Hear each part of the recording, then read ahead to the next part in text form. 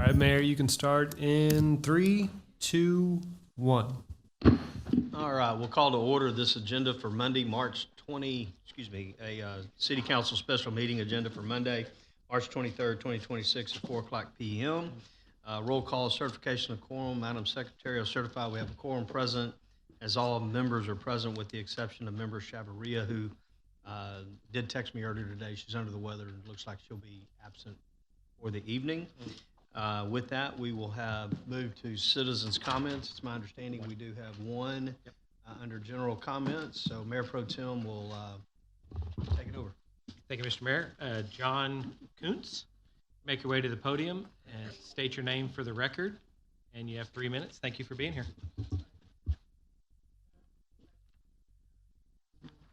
Hang on one second. Speak. There we go. Pardon me? There we go. Okay, Mike wasn't on. sorry. You're good. My name is John Kuntz. I'm a partner with Mike Getz, who most of you know, and we represent Century Road Solutions, the patent owner of mechanical concrete, a unique road-based technology. Today I'm reading comments that Mike would make if he was in town, but he is in Savannah, Georgia, where we are building a half-mile mechanical concrete road in Bullitt County, Georgia.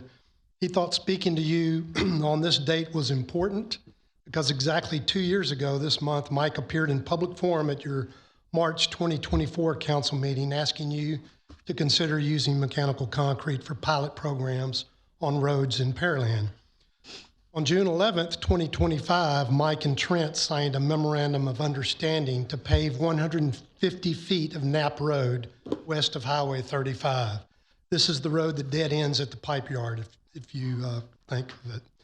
The best part for Pearland, according to the MOU, Century Road Solutions incurs all of the expenses of materials, engineering, and construction that pertain to the base course. We willingly agreed to this in order to show the city what mechanical concrete can do. When the Knapp Road pilot project does begin, we will control the staging of the cylinders, and our contractor, Daniel Stuckey, also from Pearland, will do the base course work. PaveCon will finish the driving surface, which Pearland does pay for. Also, based on the MOU, the city has little or no risk associated with this job, certainly less risk than you had with the first 150 feet of Knapp Road built by PaveCon. The contractors and Mike were at the pre-construction meeting in December, as was Jeff Donaldson, CEO of MCIP Enterprises, the pipe coating company with a pipe yard at the end of Knapp Road. Jeff is expecting that Knapp Road will be repaired with mechanical concrete and has met with us about having it installed in his gate entrance off of Knapp Road into his plant. In early March, Mike emailed each one of you pictures of recent jobs that we've done for Harris County by our licensee, Third Rock Renewables of Clear Lake. This was in Tom Ramsey's Precinct 3. By the way, Tom is a professional engineer and seems excited about the ease of applying our road course to Harris County roads. We delivered the cylinders and our licensee trained the road crew and oversaw the first job. 6 mechanical concrete jobs have been done in Harris County in the last 2 months. Considering the limited scope of this Knapp Road pilot project only being 150 feet, we believe we have provided you with sufficient data to execute the MOU, and since the city of Pearland has little or no risk in this, we hope that a construction date will be fast-tracked. Sincerely, Mike Getz, 2505 Green Tea Drive, and John Kuntz, CFO, Century Road Solutions. Thank you very much. All right, thank you for that. That may be part of our discussion as we move forward, and since we're under drainage and transportation. With that, Trent will turn it over. New Business Capital Improvement Program, CIP Update Series, Drainage and Transportation. We'll turn it over to staff, and we'll get into questions and comments in a minute. Sounds good. Thank you, Mayor. Good afternoon, Council. We are doing our quarterly CIP update series tonight covering drainage and transportation. And with that, I'm going to go ahead and hand it over to our Director of Engineering Public Works, Lorenzo Wingate, to get us kicked off. Good afternoon, Mayor and Council. This afternoon's meeting or presentation will be over the drainage and transportation CIP projects and O&M things that we have going on within EPW. I'm actually going to pass it over to Assistant Director of Capital Projects, Ms. Fabiola Di Carvalho, to carry us forward. Thank you, Lorenzo. Good afternoon, Mayor, Council members, and City Manager. Thank you for this opportunity. Today's presentation will be the last installment of the 2026 Capital Improvement Program Update Series and will provide updates on drainage and transportation-related projects. As we start off our presentation, we would like to mention City Council's strategic priorities that make the City of Pearland the community of choice. The 6 priorities are trusted government, strong economy, safe community, sustainable infrastructure, resilient finances, connected community. These priorities explain why, what, and how we do things at the city. As part of our presentation today on project updates and the services we provide to the city, you will view that many of these services fall in more than one priority. We will cover our future with a purpose, where we are at the development of the 5-year capital improvement program, important dates, and provide updates on drainage and transportation projects, as well as discuss current and future operational priorities. The City of Pearland maintains a holistic approach to the capital improvement program. To this, we leverage various planning documents to assess the capacity of our existing infrastructure and forecast future needs within the community. The capital improvement program and its incorporation into the annual budget is a derivative of planning the city's future with a purpose. The creation of the 5-year capital improvement program is an in-depth, year-long process involving every department within the city. The 26th through 30th CIP was finalized in September 2025, and the planning process for the fiscal year 27 through 31st CIP was initiated in October of 2025. Currently, we are in the second quarter here and of the CIP process. Staff is reviewing and finalizing project scopes and verifying funding options prior to presenting the proposed CIP to the Planning and Zoning Commission and ultimately to Council for consideration and adoption. In June, the Capital Improvement Program workshop related to the proposed fiscal year 27 budget will take place. The CIP update series will resume in October of 2026 with updates on parks and facilities related projects. At this time, I'll turn the presentation over to Erica Weekly, Senior Capital Analyst from Office of Management and Budget, to talk about their CIP budget approval and the associated impacts. Good afternoon, Mayor and Council. I'll provide a brief overview of the Capital Improvement Plan approvals and key dates. On September 8th, Council approved the FY26 Capital Improvement Plan. On October 13th, Council approved the intent to reimburse, which allows expenditures up to the amounts outlined in the FY26 CIP. Individual project awards will still require Council approval. In May, we will conduct the FY26 debt sale, and that debt will impact the FY27 debt rate. Similarly, any changes made to the FY27 CIP will affect the FY28 debt. Finally, operations and maintenance costs are built into CIP projects and included in the budget year of which the project begins operations. These costs are also incorporated into the multi-year budget forecast and rate model. And I'll pass it back to Fabiola. Thank you. So we'll continue our presentation with the drainage projects. This presentation is going to be a little different from the previous capital improvement update series. On the previous presentations, the project updates were provided based on their project phase, if they have been completed, were under design and construction, and so forth. At this presentation, we'll go over the CIP projects, mostly in project number order. On each project, I will provide updates and the status of the projects. At the end of the drainage operations and maintenance presentation, we will open up for questions. We look forward to your feedback on this new format. This table is a snapshot of the recently approved budget amounts for the fiscal year 2026 Capital Improvement Program and the projected totals for fiscal years 26 through 30. Overall, the 5-year Capital Improvement Program totals out to approximately $117 million. As you know, the fiscal year 26 represents the budget approved by Council. Future years' budgets are listed for financial planning purposes and can be increased or decreased depending on city needs, Council's directions, and funding availability. Keep in mind that as we start developing the next 5-year CIP, the recommended projects for fiscal year 27 will be the ones that will be impact the debt for fiscal year 28 and so forth. Another thing to notice here is that the fiscal year 29 and 30 listed $0 amounts. This is because at this time we have no project plans for these fiscal years. However, as we develop the update on the Drainage Master Plan, its recommendations will update the 5-year capital improvement program accordingly with possible recommended future projects. Here's a list of the drainage projects completed and under design. We have completed 4 projects last year.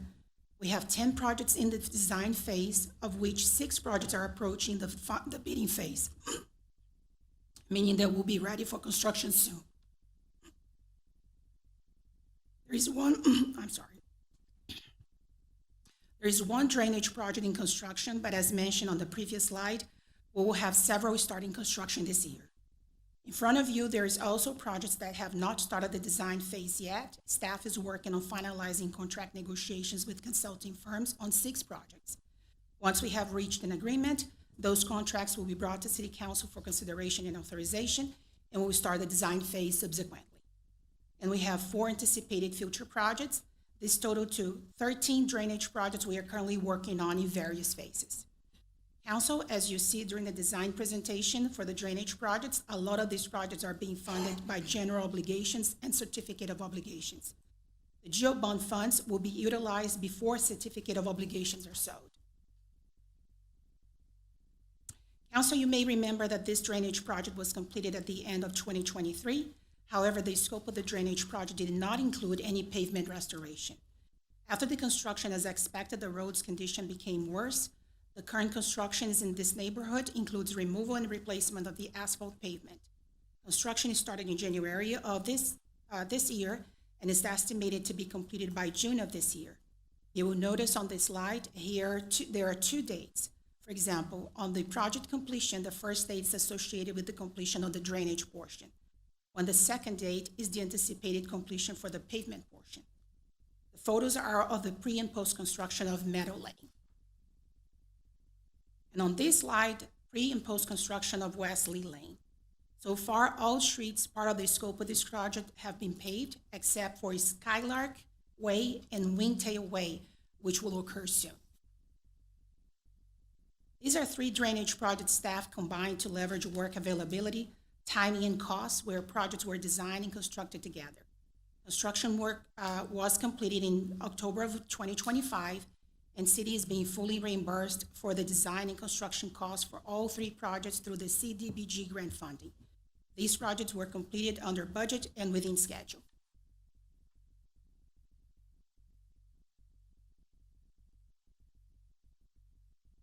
Here's some pictures of the construction. On the left, pre-existing condition, and on the right, post-construction of the ditch on Woody Road within Brooklyn Acres area.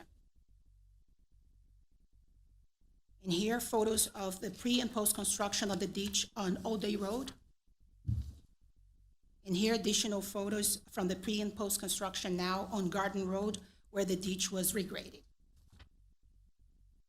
And here are some photos of pre-existing and post-construction of the ditch on Woody Road. So in front of you, these projects provide drainage improvements continuation from the previous projects I just talked about. These are also being combined for better resource allocation. The first 3 drainage projects listed on the slide, like the previous ones, also included grading of the roadside ditches, culverts replacement, and pavement rehab on most of the area. The Hickory Slough Embankment slope replacement project is a little different than the rest of the projects and will include removal and replacement of the embankment slope. These projects are being funded by HUD CDBG grant through GLO pass-through funding. These projects have completed design and are approaching the bidding phase. These projects are estimated to start construction in July of this year and estimated to be completed by the 3rd quarter of 2027. And here are the areas that will receive the improvements. On the left of the slide, you can see the Hickory Creek subdivision, and on the right side, the Garden Acres subdivision. And remembering that these areas will include drainage conveyance improvements that would be hard to accomplish if not for the previous improvements completed in October of last year that improved the drainage downstream of these areas. And here are the additional areas that will receive improvements with the difference of the Hickory Slough Embankment slope, which will have more localized improvements focused on removal and replacement of the embankment slope. The Hickory Slough Sportsplex Detention Pond Phase 2 and stormwater pump generator have been combined with the Parks project of this and will include 6 additional sports fields. The drainage portion will build out the Hickory Slough Detention Pond capacity, adding 94 acre-feet of detention to bring the ultimate detention capacity to 248 acre-feet, and will also build out the pump station capacity. The design is at 100% completion, and we estimate advertising soliciting bids starting in April. Once we receive bids and have done our due diligence and reviewing them, we will bring to the construction contract for your consideration and authorization. Construction is anticipated to start by July of this year and will be completed by November of 2027. The detention pond is being funded by the 2007 and 2019 GEO bonds and the pump station by certificate of obligations. The Veterans Drainage Project is currently at approximately 60% design complete. During the design phase, the design engineer performed a feasibility study to mitigate impacts associated with the increased runoff, which will be originated from the increase in impervious surfaces and converting roadside ditches to underground storm sewer. At the conclusion of the report, the engineer recommended the city installing a detention pond in the area, which would significantly reduce the construction limits and costs by reducing the underground conveyance from 2 rows of 9 feet by 5 feet boxes to 1 row with a detention pond with an estimated construction cost savings of $2 million. City agreed with this recommendation and proceeded on the land acquisition for the detention pond, which was completed in November of last year. The design resumed after the land acquisition. The design is at 60% completion and estimated to be completed in November of this year. We'll then start the bidding phase. Construction is expected to start by March of 2027 and be completed within approximately 9 months in December of 2027. This project is being funded by the 2023 GEO bonds as well. The Longwood Parking project includes regrading the roadside ditches to improve drainage conveyance and rehabilitating the existing roadway pavement. The project is at 90% design complete. We'll have a meeting with the neighborhood HOA next month to provide information of this upcoming construction, which is estimated to start in July of this year and will take approximately 1 year to be completed. This is also being funded by the 2023 GEO bond. The southwest quadrant of Old Town includes regrading of the roadside ditches to improve drainage conveyance in the area. Projects at 100% design complete. However, some utility conflicts are still being coordinated, and projects estimated to start construction in August of this year, and construction will last approximately 1 year to complete. This project also has a water portion where the transit water line will be replaced with PVC. The drainage project is also being funded by the 2023 GEO bond package. Council, this is another project that has been combined with others to include water and wastewater projects. Staff is committed to making sure we look at the condition and needs of the neighborhood, reducing the impacts as much as we can, making the right investment on the right asset and at the right time. By combining the drainage project with the water and wastewater projects, we're reducing inconveniences to the residents and better allocate resources. As you're aware, the drainage portion of the Shady Crest subdivision is being funded by the 2023 GEO bond package approved by residents. The design is at 100% complete, and we are currently doing an additional assessment on the trees that will or may be impacted by this project and coordinating with property owners so they understand which trees we can potentially save. We estimate this project to start construction in July of this year and be completed within 20 months from the notice to proceed or by March of 2028. This project is also being funded by was also funded by the 2023 GEO bond, and it was completed last year. The reason for this project was because several homes in the Shadow Creek Range subdivision in the vicinity of Ocean Point Court received floodwater during Hurricane Harvey. The Ocean Point Court cul-de-sac, on its pre-construction condition and during Hurricane Harvey, worked as an extreme sheet flow path, which ended up flooding several homes. After a review of the issue, the engineer recommended as part of the design, the grading of the area from the end of the cul-de-sac to the Clear Creek Relief Ditch to help reduce the flooding of the homes in the area during an extreme storm event. This project was completed under budget and within schedule. Here's some photos. On the left, the pre-construction condition of the area at the end of the cul-de-sac. On the right, show a new 6-foot sidewalk that was dropped and realigned to allow the water to flow better from the cul-de-sac to the swale built as part of this project. So you can see here where the additional sidewalk, which is showing on the next slide. And here additional photos. On the left, the pre-construction condition looking towards the cul-de-sac.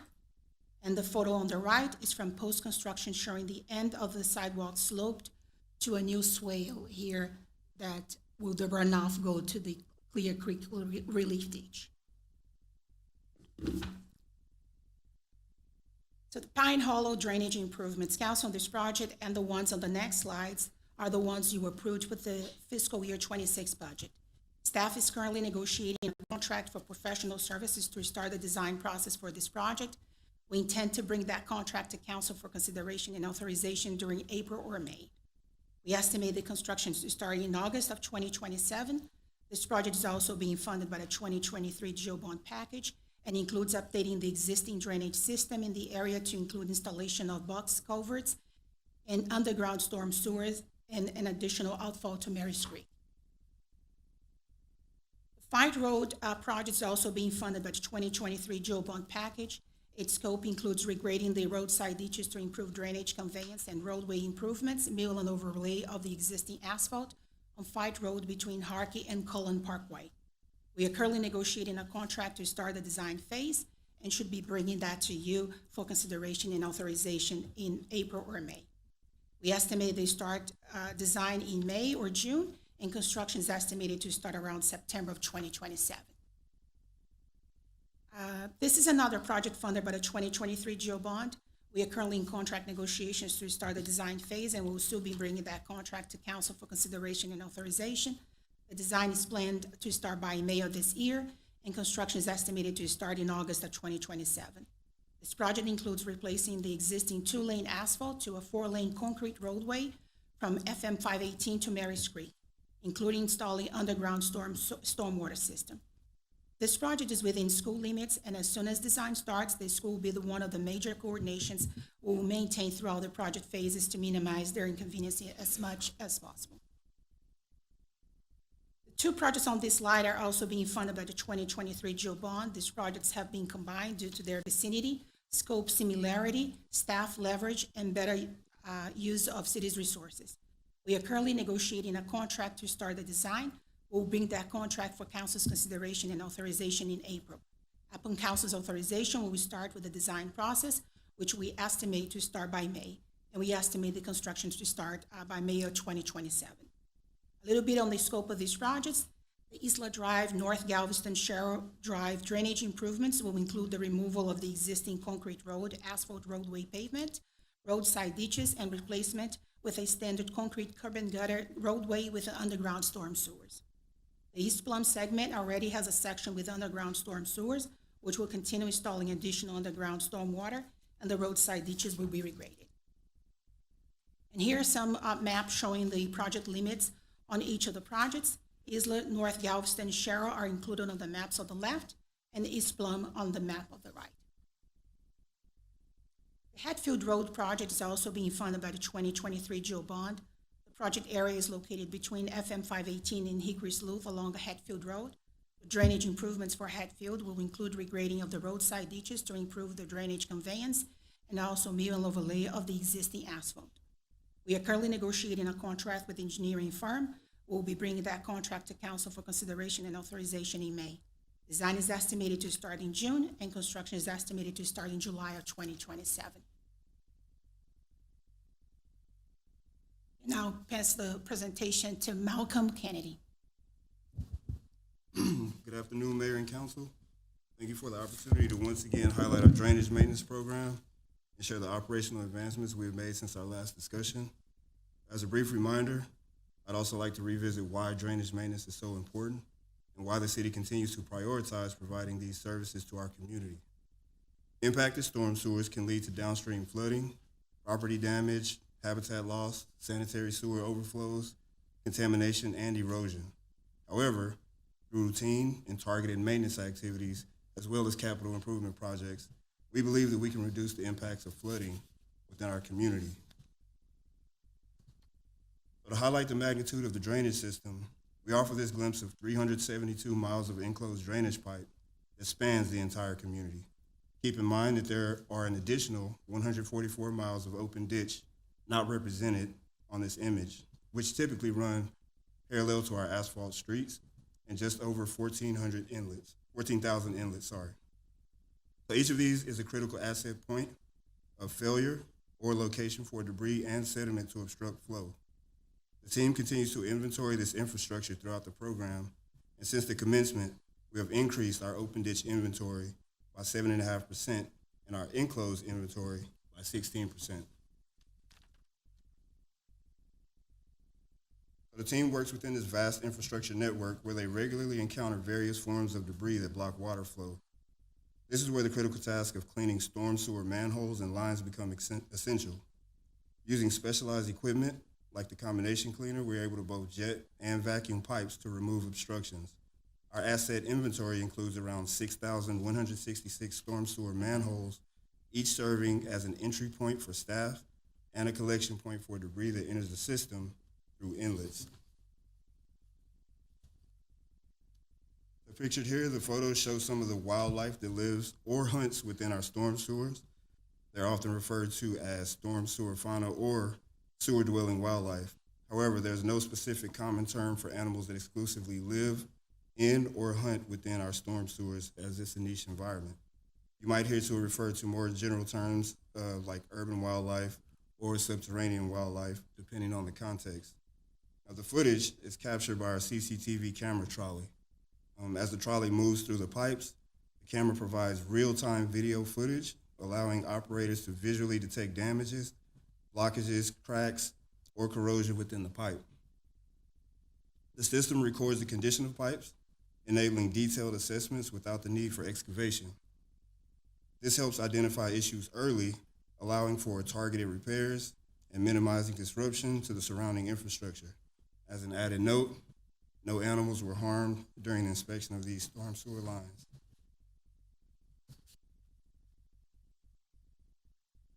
This is the drainage team. Not everybody is present in this photo, but prior to fiscal year 23, the city's drainage services were managed within a combined division that included right-of-way and streets. With only 6 employees, the program struggled to keep up with demand. In response, the city council approved expanding the staffing resources to form a dedicated drainage division, adding 7 new team members and crucial equipment. This brought the total staff count to 13, including a supervisor, enabling significant progress toward long-term goals. After approximately 2 years of program operation, the supervisor position was elevated to a superintendent in early FY25, and the supervisor role was subsequently backfilled, completing the current structure of the drainage team. Since the formation of the standalone drainage division, the program has made substantial progress. In enclosed pipe maintenance, cleaning, and inspection, the city has completed 59.2 miles, or 15.9% of the 372-mile 10-year target.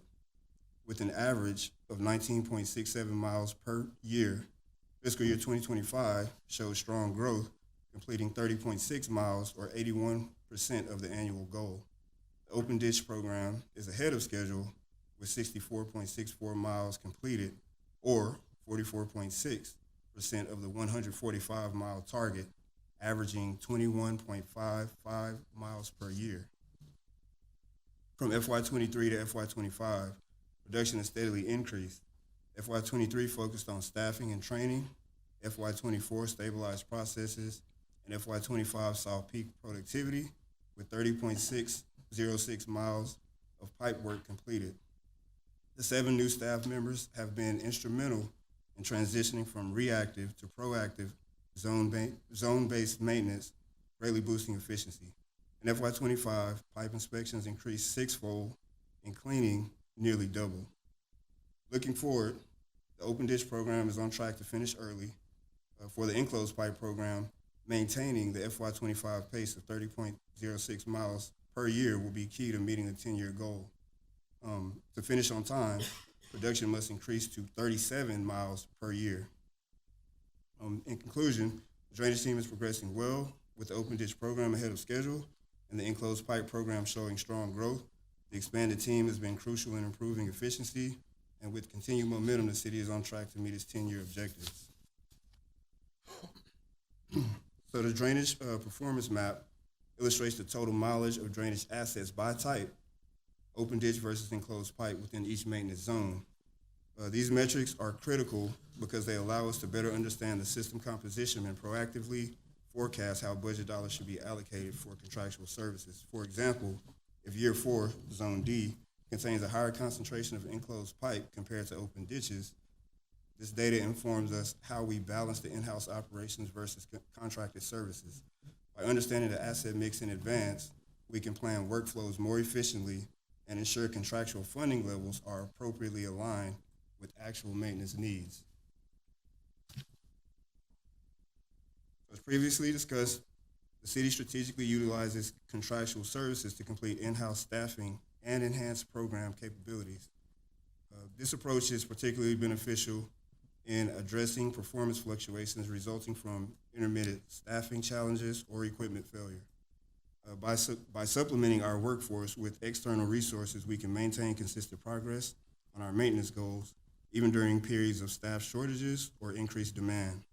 In April, staff plans to renew the open ditch maintenance contract with Texas Drainage, a reliable and effective contractor who has previously supported our efforts. This renewal will further bolster our capacity to perform open ditch grading activities and help ensure we stay on track with the program maintenance goals. Following the success of the 2023 pilot project with National Works, as well as continued positive outcomes in FY25, staff is currently building a contract for enclosed pipe cleaning services. This service is crucial in addressing the gap in our existing resources, particularly in areas where specialized equipment, traffic control, and larger crews are necessary to safely execute cleaning and inspection activities along major thoroughfares. The contracted vendor will provide the required manpower and expertise to ensure that these activities are carried out effectively while maintaining safety standards for both workers and the traveling public. By leveraging the contractual services, we are better able to meet our program's objectives and improve our performance targets. These services not only fill key resource gaps, but they also provide the flexibility needed to adapt to our evolving demands, ultimately contributing to the success and of efficient execution of our drainage maintenance program.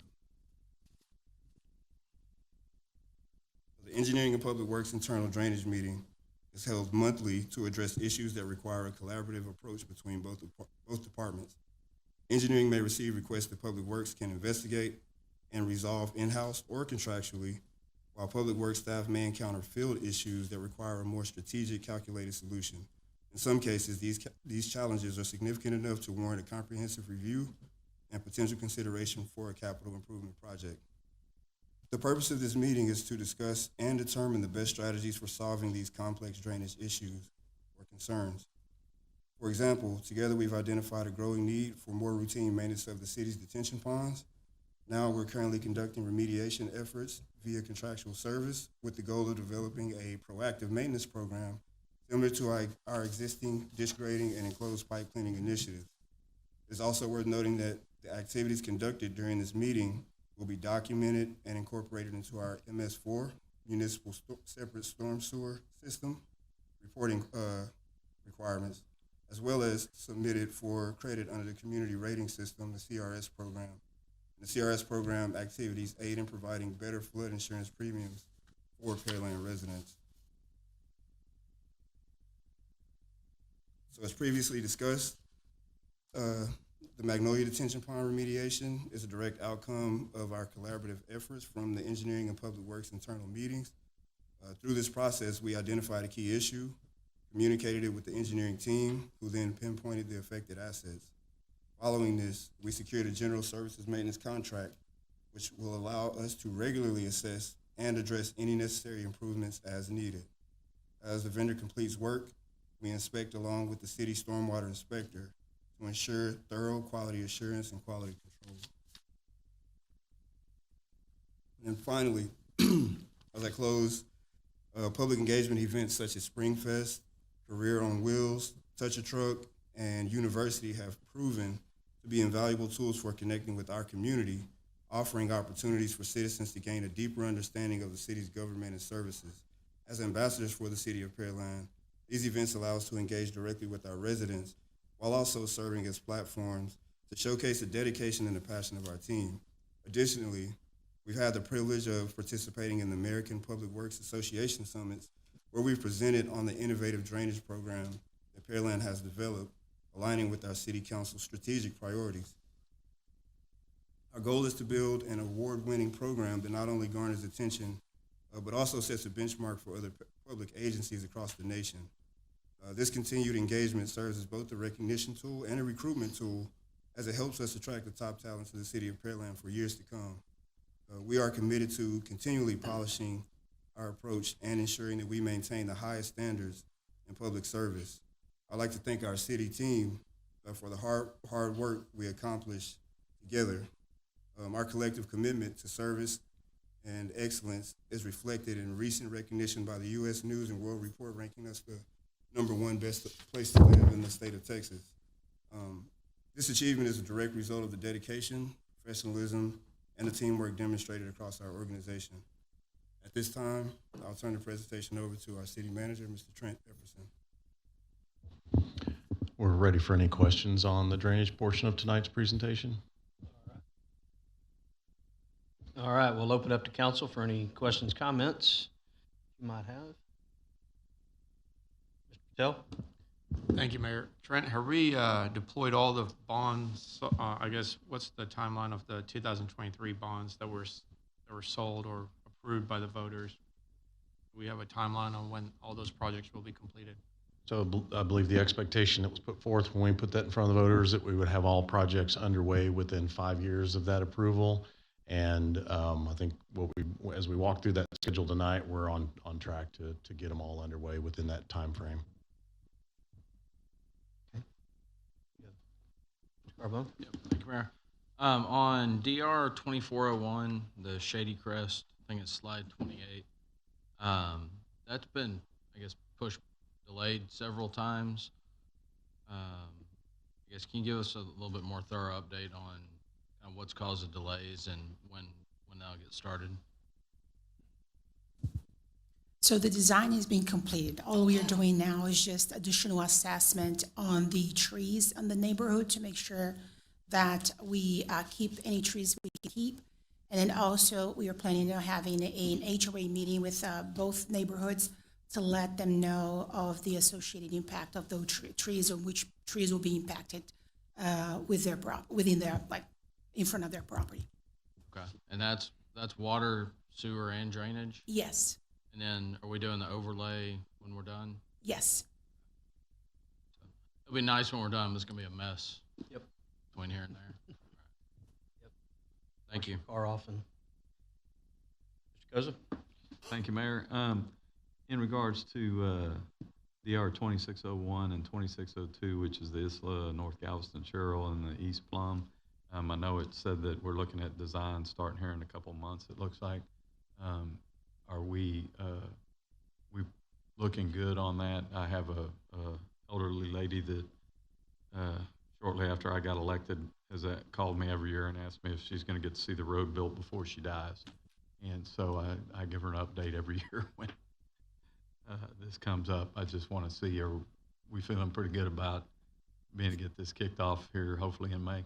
Yes, so we are, as mentioned, we are currently negotiating professional services agreement to start the design phase, and we anticipate the design phase to last approximately 9 months, and then the bidding phase approximately 3 months, and then we'll start the construction sometime next year.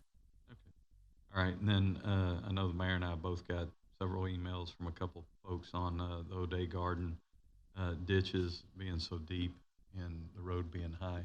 Yeah, deep and steep. Yeah, well, yeah, whichever way you want to. Have we seen those flow? Have we seen, I know shortly after it got done, we ended up with a vehicle in one of them. Just wanted to see how that works, doesn't work. As far as have we seen improvements with the drainage? Drainage, yeah. Yeah, so I don't know if we've been out and taken a look at any events since that's been done and how that's helped. So we have been out checking it, and flows have been functioning as intended. Okay, so the drainage aspect though is fine. It's just a safety issue because, like I said, we did get an email with a car fully in the ditch. So there is some safety concerns regarding that type of, I guess, depth or steepness, whatever way you want to call it. Yeah, it's kind of steep, limited right of way, for sure. Right. So, all right. Thank you. Well, Thank you, Mr. Mayor. A couple of things. If we go back to slide 11.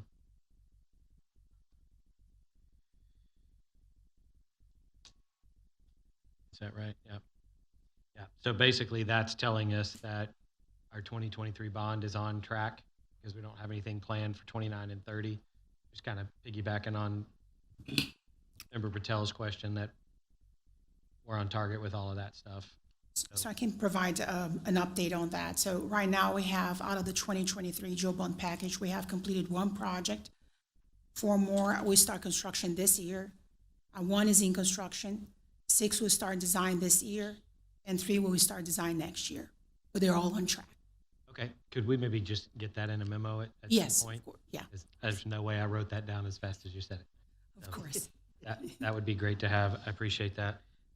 Slide 25, which is veterans, was just it's more of a question. That project includes the road as well. That's not just a drainage project, right? Yes, that's correct. Includes the underground storm sewer, Okay. the detention pond, and the rehabbing of the existing road. Okay. And that's the same for the Longwood and the Hatfield projects? Those also include the roadways? So one clarification on the veterans project, that's just the overlay. It doesn't include the concrete road the conversion for it to widen and expand. Okay. Yep. Nope. I appreciate that. Slide 14, which is DR 1904 in Wesley. And this, tell me if I'm reading this correctly. Design budget 575, construction budget 10,000,001, project budget 10,900. So is that, adding all that together, does that mean that project's coming in under budget by about 200,000? The project budget is 10,900. If you add design and construction, you're at 10,600, 10,700. Can I double check that and provide a better response to you? Okay, yeah, no, that'd be great. And that leads to my last comment. It seems like in multiple of these projects, you guys commented that things have been combined, projects have been combined to better allocate resources, better allocate construction cost. Thank you for doing that, not just looking at them as projects, but looking at them as efficiently as you can to use taxpayer dollars well. It would be great if we could, not looking to create a mountain of work, but if we could get a general idea by those efforts, how much have we saved on these projects? I would imagine that we've saved a good amount of money by doing that, and I'd love to be able to communicate that to the taxpayers, but also celebrate you guys' efforts for trying to be good stewards of those dollars. And do that. Thank you. any other questions, comments? Mr. Patel? Thank you, Mayor. Trent, just some feedback on Garden Road. I know Member Koza talked about the ditches. I will attest that the water is flowing really well on Garden Road. I drive it quite a bit. But the only thing that bothered me was the overlay was done on Garden Road, and then we went and did the construction. So I don't know how we didn't coordinate that together, because it just felt like the overlay was done maybe 2 years ago on Garden Road. And then, we had heavy equipment down there, and I know they cut a lot of dryways and whatnot. And it just, I would ask that if you guys are going to do that, maybe a better coordination would be better. Thank you. Yeah, we always try to make sure those are coordinated. Not sure exactly what happened on that. That may have been one we had scheduled with the county that took some time to get done. I'm getting some shaking heads, and that maybe almost predated getting the 2023 package put together. So, yeah, we try to look out for those at all times, but sometimes circumstances we miss. But we'll make sure we look at that going forward. I think the drainage project was it was either part of the GLO or part of the CDBG, one or the other. That's correct. Yes, sir. So that might have been timeliness on trying to get that done as well. might have been an issue. I had a quick question on Fight Road. I guess it's slide 33. A couple of things. I thought we had, when we went to the voters, we had 2 sections of Fight. This is just showing Harkey to Cullen. I thought we had another one that was Harkey going east back over to McLean or even to Veterans. Well, I guess McLean to Veterans, it's already 4 lanes, concrete curb and gutter, but I thought we had 2 different sections of Fight. I think you may be referring to, if we can go to slide 38. Yeah, this would be one of the ones that will be starting next year. Is this the one, the Fight Road drainage, Harkey to McLean? Okay. Okay. I just didn't see it on a slide by itself, so that's why I was looking for both of them. But on the one that I called out on slide 33, real quick, a quick question. I know looks like we're bringing, or have we already awarded the design? Because it shows here design estimated to start in May of 2026. Have we already awarded that? No, this is one of the projects that we are still negotiating professional services agreements with the consulting firms. We are at the final stages of finalizing that agreement, so we should be taking that to you pretty soon for your consideration and authorization. So follow up to that, in our overall CIP, what is a timeline, if any, of upgrading upgrading Fight in this section, either adding lanes or anything of that nature? I've got a reason to ask, because the Dad's Club is very congested trying to get in and out during those times of year. So with this contract, what would it look like if we were to, this is adding scope, and I understand that adds cost, but if we don't have anything on the horizon to upgrade that road or widen it or do anything in the near future, I think it would be wise for us, if we're coming through there doing drainage, to at least add a right turn lane when you're moving from the east to the west into the Dad's Club. That would help smooth out traffic concerns that are there. There's a lot of people who live in that area that they're congested. They're waiting on the Dad's Club to work its way through. I don't know what kind of a cost that adds, because we would have to, the road is real narrow, so you obviously would have to encase part of that ditch, and there's, a safe way to do that. But I think it would be wise, if we don't have anything on the horizon, to upgrade that roadway facility, that we at least look at a right turn lane moving east to west as we do that project. So we can take a look at it and evaluate it. I think one of the things that we'll have to take a look at is land acquisition potentially, and coordinating with the Dad's Club, because I'm pretty sure they own that property. So that's something we can evaluate. I think maybe at a minimum, we can definitely get the drainage addressed within the drainage project, even if we got to look at some land, and then see if we can address the road when we do that portion of it. Okay. Any other questions, comments? We're talking about drainage currently.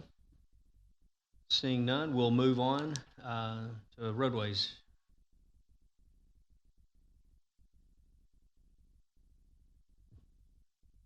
Switching from drainage to transportation, we will discuss various transportation projects, provide operations and maintenance updates from the traffic division, as well as discuss conditions of the city streets and sidewalks, and we'll open up for questions at the end.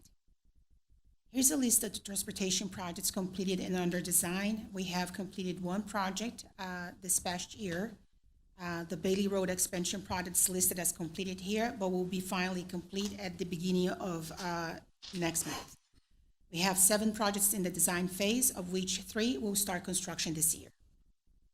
We have 8 projects in construction, but as mentioned on the previous slide, 3 more will start construction phase this year. One note about the construction project listed, Smith Ranch Road widening project will be completed this week. Staff is also working on finalizing contract negotiations with consulting firms to start design phase on 2 projects as listed here, and we have 2 other projects listed as anticipated future projects. Council, as you see during the transportation presentation, a lot of these projects are also being funded by general obligations and certificate of obligations. The GEO bond funds will be utilized before certificate of obligations are sold. So the McCower Road widening includes construction of approximately 3 miles of a 4-lane concrete curb and gutter divided boulevard section roadway, including storm sewer detention pond, traffic signals, and a 10-foot sidewalk. We have been in close coordination with the city of Brookside Village, and they have been very helpful through this whole process. This project is approximately at 90% complete in the design phase, and land acquisition is currently ongoing. The delay in land acquisition resulted from aligning the right-of-way acquisition schedule with the progression of the Clear Creek widening project managed by the Harris County Flood Control District. In 2022, it became apparent that the creek widening project had been delayed. At that time, staff proceeded with right-of-way acquisition efforts, decoupling the project schedule from the Flood Control District to prevent further delays. We have acquired 14 out of the 31 properties needed for this project. This project has an advance agreement with TxDOT, who administers the federal funds from the Federal Highway Administration, which will be managing the construction that is expected to start in September of 2028 and will be completed in January of 2031. The AFA agreement executed in 2017 is an 80-20 split funding and participation, which means city will be reimbursed up to 80% of the construction cost agreed in the AFA. The Smith Ranch Road widening project is currently in its final stage of construction and is scheduled to be finally completed this week. Construction started in January of last year. The picture on the left shows pre-construction condition of the southern section of Smith Ranch Road, and on the right, completed pavement work of the same section. This project was funded by 2007 and 2019 GEO bond packages, also by federal funds from the Federal Highway Administrative through an advance agreement with TxDOT, and also received a $2 million grant from HUD, which funded a portion of the small rental rehabilitation program from the Congressional Community Project Funding. Here are additional photos of the construction work. On the left, concrete pour for an outfall along Smith Ranch Road. In the middle, concrete pour of the medians. And on the right side, aerial view of the Smith Ranch Road completed. The Bailey Road expansion project included expanding existing 2-lane to a 4-lane roadway and a new roadway bridge crossing over Burlington Northern Santa Fe Railroad. This is being funded by the 2019 GEO bond package. The construction is almost complete. Project is at substantial complete phase and will be completed next month. The photos on this slide are from the bridge, on the top reconstruction, and on the bottom post-construction looking west. This project is going to be completed within time and budget. Here, additional pre- and post-construction photos on the left looking east on the bridge, and on the right, the new bridge looking east. This project is located on Shadow Creek Parkway, which recently started construction, is estimated to be completed by February 2027. This is being funded through the TERS, Tax Increment Reinvestment Zone reimbursement, and the scope includes enhanced landscaping, irrigation, street lighting, and sidewalks, and the improvements go from Marketplace Boulevard to Clear Creek. The Pearland Parkway intersection improvements at Broadway has also recently started its construction phase, which is estimated to be completed by June of 2026. The project consists of reconfiguring the intersection at Broadway and Pearland Parkway to accommodate increased traffic volumes by adding northbound dual left turn lanes and additional right turn lanes in both the northbound and southbound directions. Here's some pictures from the construction at the corner of CVS. On the left, drilling to prepare the traffic signals foundation, and on the right, pouring concrete for the signal foundation. This project was completed by TxDOT, and in August of last year, the scope included replacement of the existing bridge at the entrance of Green Tea subdivision with a 2-lane bridge and a 10-foot multi-use shared use path. This project was also combined with a water portion. Funding was provided through HDAC with the city's participation as shown on the slide. And here's some additional pictures of the completed project.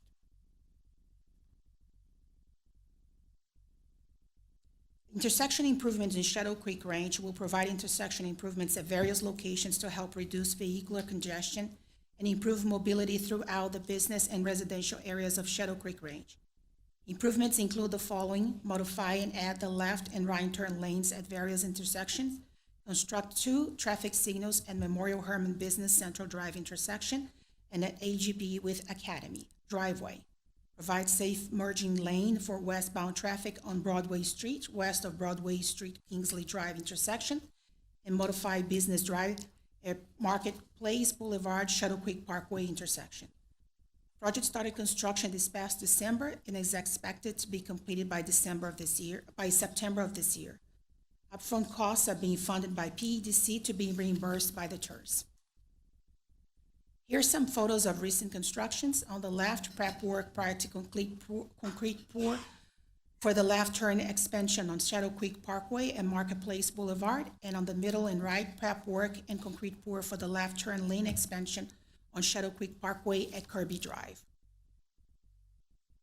The medium landscape in Kingsley Curb recently started the design phase and is estimated to start construction by the end of this year.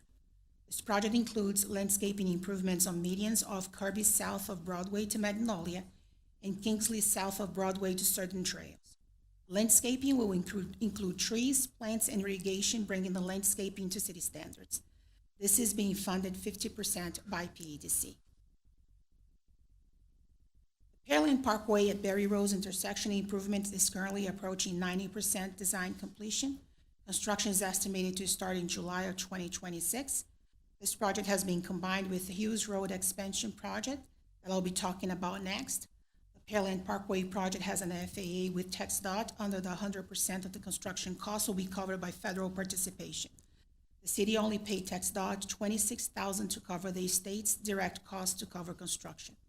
The scope of the Pearland Parkway project includes various improvements as shown on this slide. Pearland Parkway going southbound, 2 left turn lanes and towards Hughes Road, and 2 through lanes and 1 right turn lane. Pearland Parkway going northbound on 1 left turn only towards Berry Rose, 2 through lanes and 1 right turn lane only. Berry Rose Road, 2 left turn lanes towards north on Pearland Parkway, 1 through lane and 1 shared through right turn lane. Hughes Road, 2 left turn lanes towards south on Pearland Parkway, 2 through lanes and 1 right turn lane only. The Sherwood Street reconstruction project includes reconstruction of the streets and sidewalks within the neighborhood based on right-of-way assessment performed. Some drainage and water improvements are also included. Construction started this past January and is estimated to be complete in August of 2027.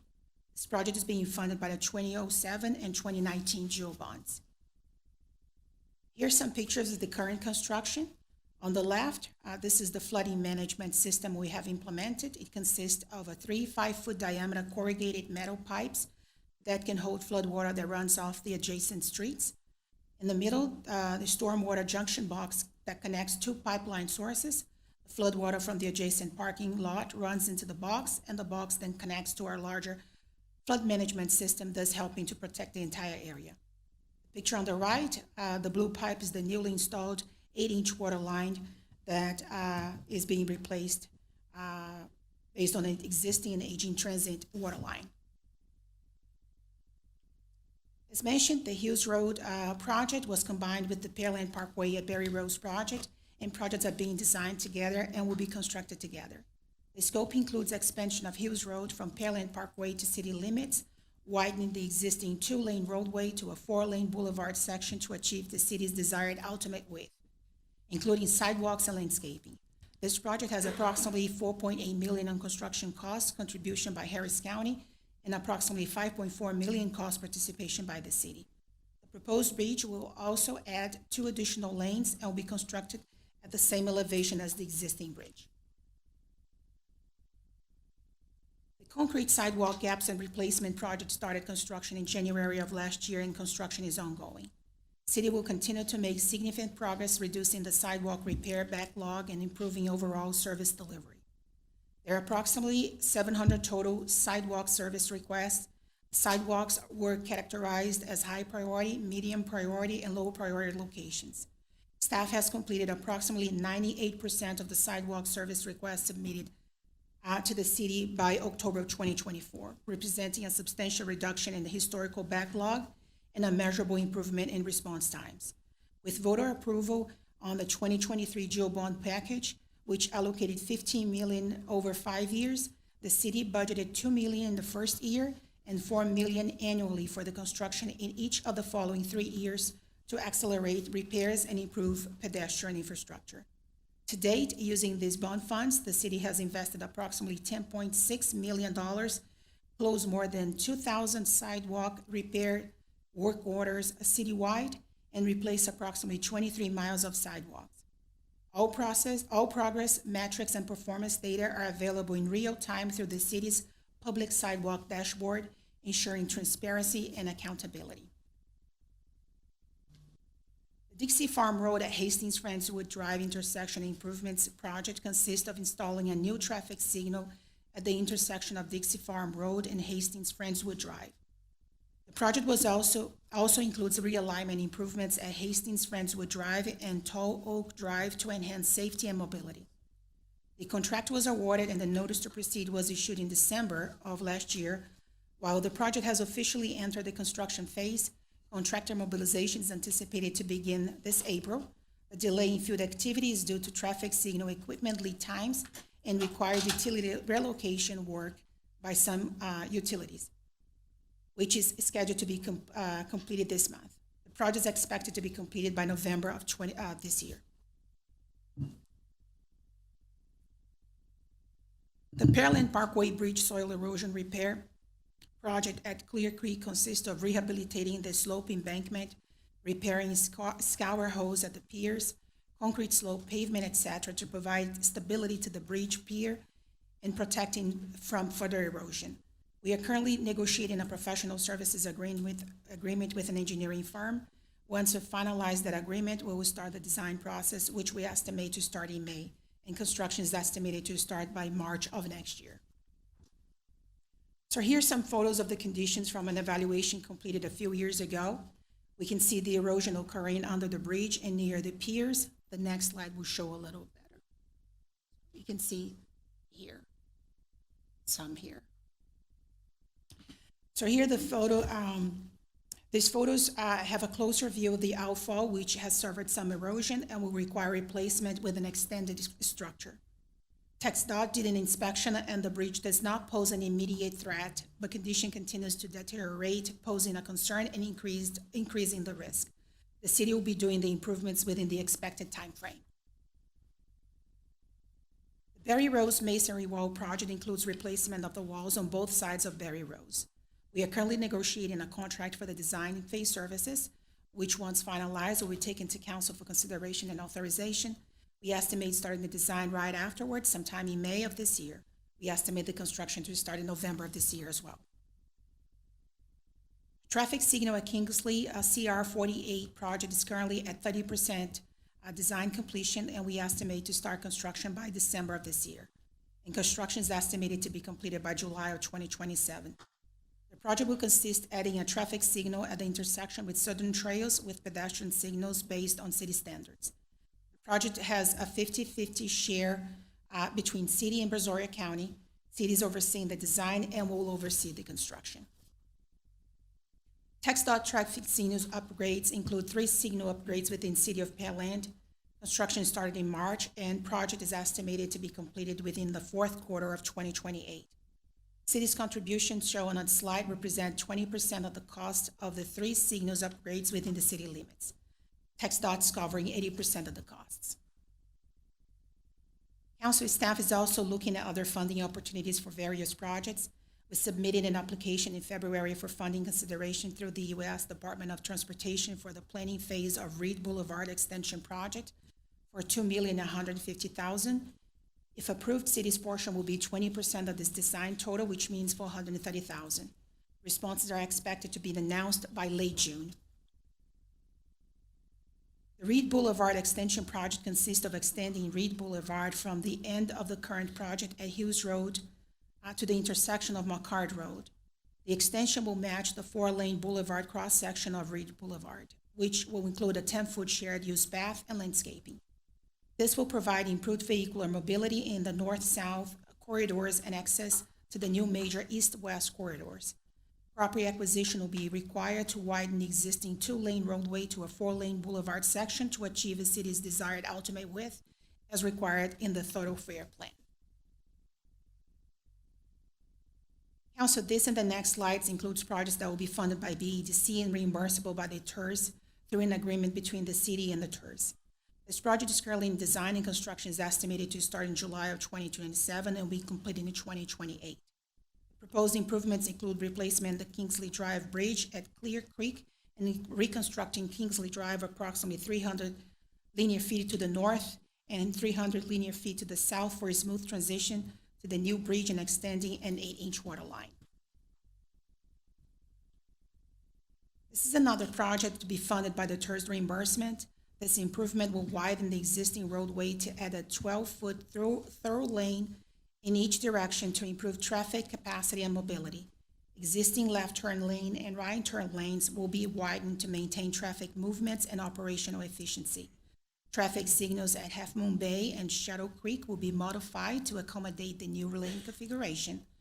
All improvements are anticipated to remain within the existing public right-of-way. The professional services agreement to start the design phase services on this project is on tonight's City Council meeting for your consideration and authorization. Upon your authorization, we'll proceed issuing notice to proceed to start the design phase. Construction is estimated to start in September of 2027 and be completed in October of 2028. The HDAC Houston Galveston Area Council is another source we look at every year for other funding opportunities. They work on regional planning, transportation, public safety, and economic development environmental programs. They also help coordinate projects and distribute federal and state funding across multiple cities and counties in the Houston and Galveston area. City of Pearland submitted to HDAC 2025 call for active transportation projects in January of this year. This initiative prioritizes providing multimodal transportation options, improving environmental quality, and enhancing pedestrian safety. The total requested by City of Pearland across all three projects rounds to approximately $20 million. So here's one of the projects we recently submitted application for through HDAC.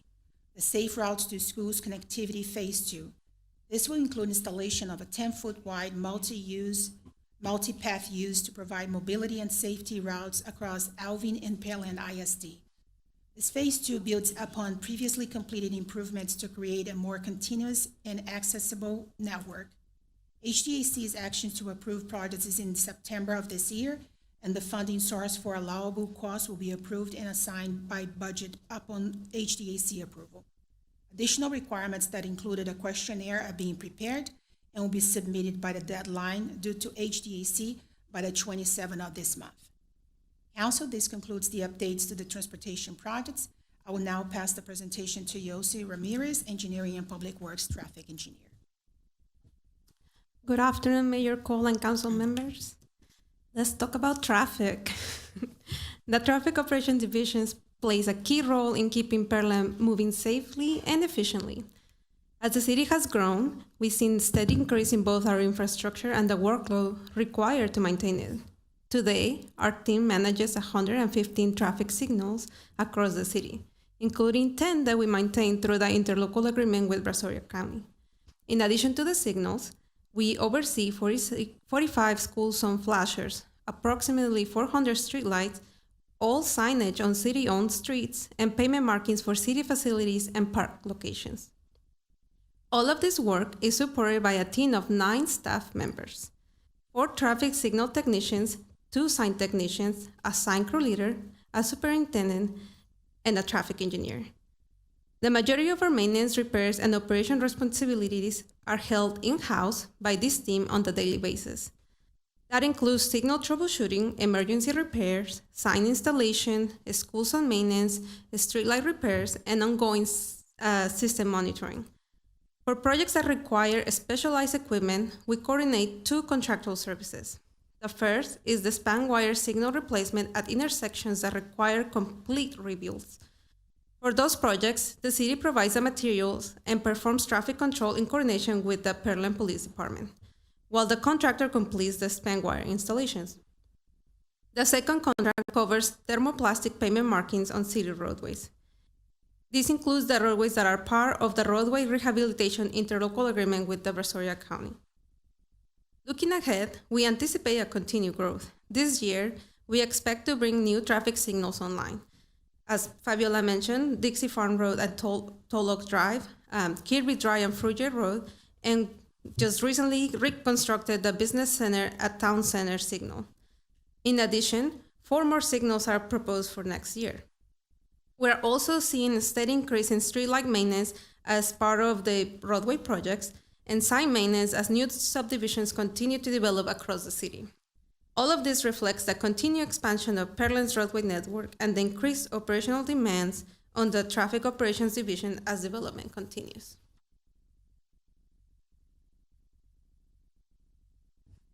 The Traffic Division also oversees the Traffic Calming Committee, which includes representatives from Engineering and Public Works, Police and Fire, and a professional traffic engineering consultant. As of recently, also, we have our experienced team as being part of our meetings. The committee operates under Traffic Policy Ordinance number 1301-1 and the Texas Manual on Uniform Traffic Control Devices. Requests are reviewed monthly to ensure a consistent and objective process. This year, staff processed 77 traffic calming requests, most commonly related to signage, speed cushions, stop signs, police presence, and traffic signal warrant analysis. 20 of those requests were denied in accordance with our policy. Each request requires data collection, analysis, coordination, and follow-up reviews that typically take 45 to 60 days. One of the most frequent requests that we receive is to lower speed limits on residential streets. Under state law, residential streets default to 30 miles per hour, whether posted or not. As a result, the City of Pearland maintains a consistent citywide residential speed limit in compliance with state law and does not lower speed limits on individual residential streets. At this time, I will turn the presentation over to our Traffic Superintendent, Mario Tellez, for the overview of our team's traffic operations. Good afternoon, Mayor Cole and Council. Over the past fiscal year, traffic staff has completed significant work, both in-house and through contractual services. This includes the rebuilding of 5 aging spare wire intersections, Main at Bailey, Main at No Name, also known as Prancer, Broadway at McCowa, Broadway at Old Chocolate Bayou, and Broadway at Wood Creek. Additionally, staff has closed more than 1,000 traffic-related work orders, completed 32 traffic calming projects, and supported pavement markings and traffic repairs along major corridors such as Highway 35 and Cullen Parkway. Staff is also overseeing Phase 2 of the Intelligent Transportation System Study, led by our traffic engineering consultant, which will help guide future system improvements as our transportation network continues to expand. One of the most significant advancements this year is the installation of our newest traffic signal detection system.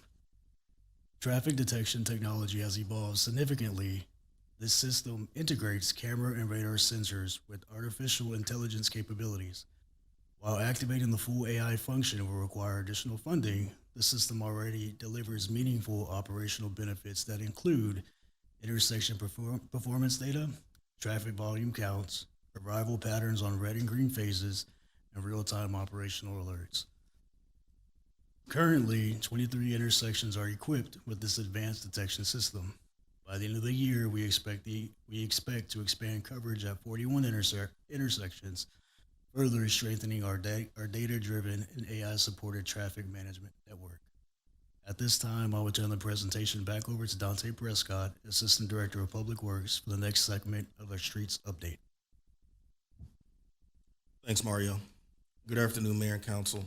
To start, this slide shows the full extent of Pearland Street and Sidewalk Network, one of the city's largest, most visible, most heavily relied on infrastructure asset. Today, the city maintains approximately 1,003 center lane miles of roadway, with about 82% of concrete and 18% is asphalt, each requiring different maintenance strategies. In addition, we're responsible for over 650 miles of sidewalk within the public right-of-way, all of which is included in our maintenance program to address safety, accessibility, and ADA needs. As Pearland continues to develop, this network continues to expand, increasing maintenance demands and reinforcing the importance of proactive investment to protect public safety and the city's long-term infrastructure. This slide shows the range of roadway maintenance strategies the city uses to maintain the mentioned street work, from routine in-house repairs to larger contractual rehabilitation. In-house crews handle routine pothole repairs, more durable level-up asphalt patches, rapid deployment potholes repairs during peak deterioration periods, and spot crack sealing to prevent water intrusion. For concrete streets, staff address trip hazards through slicing, grinding, panel raising, while full panel replacements are handled through contracts. When pavement conditions exceed maintenance level repairs, the city shifts to contractual solutions such as mill and overlay or full depth reconstruction. This layered approach ensures the right treatment is applied at the right time to maximize pavement life and protect public safety. This slide shows our pavement maintenance staffing plan. The blue positions represent our current staff, who are responsible for all asphalt maintenance citywide, including pothole patching and crack sealing on both asphalt and concrete streets. The green positions proposed for the next fiscal year include one position dedicated to inspecting contractual services, with the remaining positions supporting the existing asphalt crew and improving maintenance capacity. The gold positions represent future staffing needed to help develop a dedicated concrete maintenance team, which is critical given that over 80% of our roadway network is concrete. This phased approach allows us to responsibly grow staffing while protecting our pavement investments. In FY25, the Engineering and Public Works Department completed roadway rehabilitation on several high-priority corridors through its interlocal agreement with Brazoria County, including Roy Road, Veterans Drive, Old Chocolate Bayou, and Plum Street. These streets had pre-construction PCI scores in the 30s, 40s, and 50s, and following rehabilitation were restored to PCI scores in the mid-90s, significantly extending pavement service life and reducing future maintenance needs. Asphalt material costs associated with this work totaled approximately $422,000, representing a strategic investment that maximized pavement performance and long-term cost efficiency. Looking ahead to complete the city's FY25 roadway commitments, a unit price asphalt rehabilitation contract was presented to City Council this year. Upon approval, 7 roadway segments with PCI scores ranging from the low 30s to mid 40s will be rehabilitated. These streets will include Veterans, Wagon Trail, Bardette, Raza, Woody, Cherry, and West Jasmine. Planned work includes base stabilization and asphalt overlay, allowing the city to continue a proactive, data-driven approach to pavement preservation and extend the roadway service life. In addition, although not reflected on this map, several locations were identified for concrete panel pavement replacement. Those include Magnolia Boulevard just west of Cullen, Half Moon Bay, North Fork Drive, Peach Hollow, and Pearland Parkway, amongst others. The estimated cost for these concrete repairs is approximately $1 million, representing a critical investment in maintaining the city's predominantly concrete roadway network.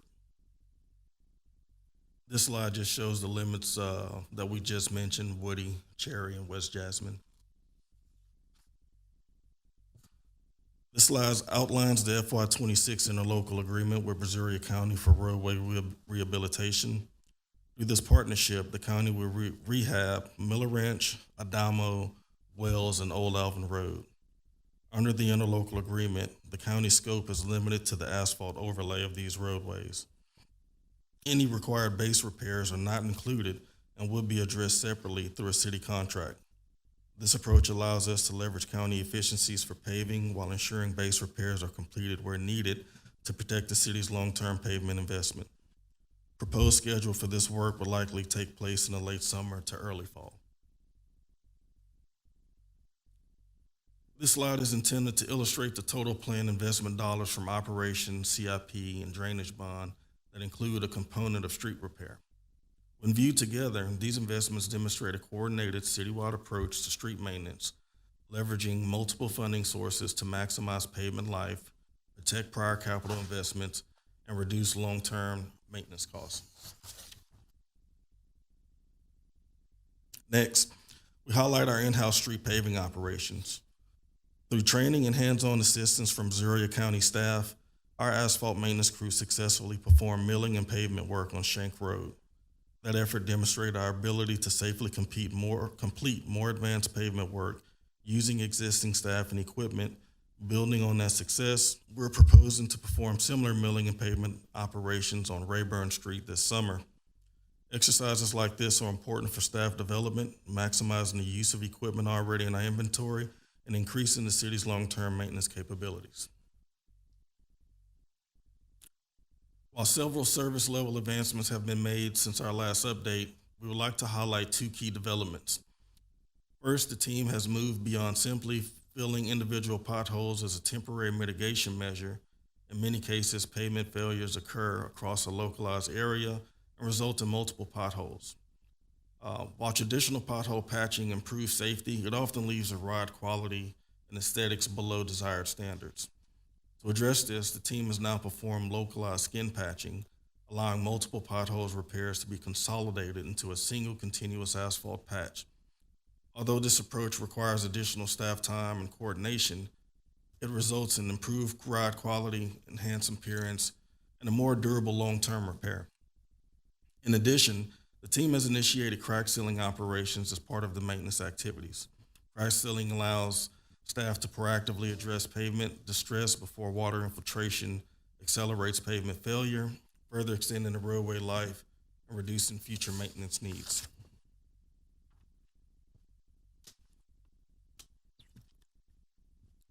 This year, our team successfully closed over 2,000 work orders, demonstrating commitment to responsive service delivery and operational efficiency.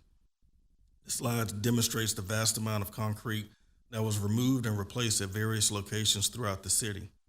For example, the photo on the right captures the new sidewalk installed on Schleider Road, just out front of C.J. Harris Elementary School. Over 1,600 linear feet of sidewalk was replaced just at this location.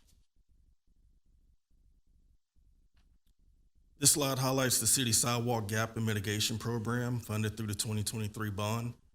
Staff have begun a feasibility and prioritization study and developed an internal dashboard to track each gap location through evaluation and design.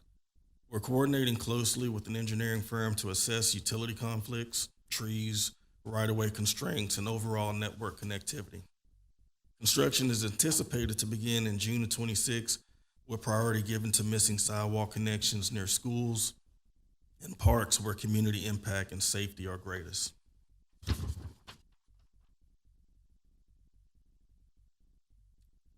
I would be remiss if I concluded this portion of the presentation without recognizing our team.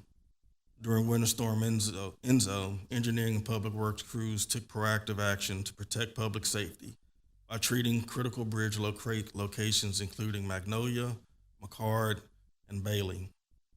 Crews performed sanding and snow and ice removal operation, prioritizing elevated structures that freeze first and pose most greatest risk to motorists. This early targeted response helped maintain traction, reduce hazards, and ensure safe travel during the storm. These efforts exemplify dedication of our crews who consistently work behind the scenes, often before most residents are on the road, to protect the community during adverse conditions. With that, I'll turn it back over to Mr. Epperson. Thank you, everybody. We got a few things going on, so Just a few. happy to entertain any questions on the transportation portion of the presentation. Thank you. All right. Sounds good. Before I turn it over to council, a couple things I learned today. This is kind of bad news in TxDOT world. They do all of their funding and funding levels based on projections. They are now projecting a decrease in their budget for projects of $7.1 billion statewide for the next UTP, which is 2027. So very important that what we have going on, we get done. And what's going to happen is they're now looking at what projects they can further delay. Makawa keeps coming to mind. They keep delaying it and delaying it. So hopefully we can push our right-of-way folks to get that complete and done so it doesn't become a victim further, out there. But it looks as though the next legislative session, Mark Williams has put this out there as executive director. Others have been talking about it, where the focus, a lot of people around the state are wanting to focus on an infrastructure session. What's exacerbating this is the transportation funding at the federal level ends this year, and there is no bill behind it. And I don't know that I would have much faith in them being able to figure anything out to fund anything at this level, at this point. So that's part of it. Oil and gas receipts are down, as well as on the federal side. So it's almost 50-50, maybe 60-40 at the most. But the federal side of things are impacting a big number here. So you mentioned HGAC. One of the initiatives that we have, we're going to be talking about this this Friday at a Transportation Policy Council meeting, or executive meeting, is we did carry over spend down, trying to accelerate some projects out. We've had a committee looking at that, at what projects in the region that were awarded, some 8, 10, 12 years ago that have not even, gotten across an AFA with TxDOT. The real gnashing of teeth is going to be when we identify those and we want to claw those projects back. Because if in 8 or 10, 12 years they haven't even moved forward anything, how many millions of dollars are being encumbered in projects that have yet to even come close to move forward. So I'm going to be pushing hard over the next couple of months to, all of that money should be, if they haven't, and it's not, an AFA is not an overnight project, but if we get something funded in the Transportation Improvement Plan, the TIP, or actually before that, when we get it into the RTP, first thing that we negotiate is the AFA with TxDOT, because that's the first thing that you do, and then you start the process of engineering and environmental and all those kind of things gearing up, and then you get funded, out here. But if they, they've in 8, 10, 12 years haven't even pulled the string on the very first one, why are we encumbering any of those dollars? Every bit of that should be, in my estimation, should be called back and put into the pot and moved on. So, but I wanted to let everybody know that that's working in the background. That's going to be working against us for the next several years. But all the more making sure that our projects are up, moving forward, and we don't fall victim to further delays. Had a quick question on the sidewalks. When we put the $15 million on there in the 2023, we did it basically, what would we need to get caught up? That was the number that was given to us. One of the last slides that Dante put up on there, the gap analysis, I like those numbers versus what those numbers looked like, several years ago. The number of, needs, those used to be much bigger. So I can see that coming down. So one of the questions that I have is, now, here we are, 2 or 3 years later, do we believe the $15 million will truly catch us up once we get, the full tranche of these monies, through the system? Do we feel like we will be at a point where our routine regular budget will keep us caught up? So just for clarification, the numbers that you see here are just the gaps that we've analyzed. So these are not the work orders that we had on the dash. That was prior. Those numbers were, I think, somewhere around the 1,000 high priority work orders, something along those lines. But 15 got us to this point. We could, if we are fortunate enough to contribute more money, I think that allows us to continue to address a lot of these trip hazards and sidewalk hazards that come through. Mayor. And then real quick, go ahead. Just on that line right there, we're about 2/3 through the funds. And are we 2/3 through what we had to get done? And it was a number to get us caught up. Right. And that's what I was curious. Are we close? I think it's kind of two questions. One is the backup on work orders, which I know we've caught up to all the work orders that were in the system as of October of 24. October of 24. Which, previously we had years and years of backups, back-ordered work orders. And so that we've caught 100% up there. And I think we've been keeping up fairly well with work orders since then. And so it's really now we're getting on this gap piece of it. And so I think we probably have caught up very well on the work orders for sidewalk repairs. And then we'll make it as far as we can on the gap piece of it, but Yeah, 'cause probably won't get as far on the gap. Yeah, because the initiative was for replacement and gaps. Right. So we can provide some more analysis of that and what it looks like moving forward as well. And then my last question, real quick, and I'll turn it over to council. On the Clear Creek, the Pearland Parkway Bridge and the erosion project,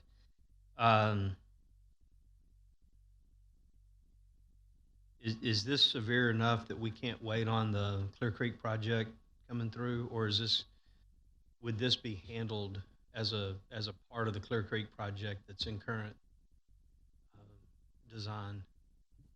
So one of the challenges right now is, and I think that's slide 75, 74. Right there. This one, right. So one of the challenges is the outfalls are not considered part of the Clear Creek channel. Okay. The HGA or flood control is typically not going to maintain that. They're going to put that back on us. So it's incumbent upon us to make sure that we go back in and rehab these things.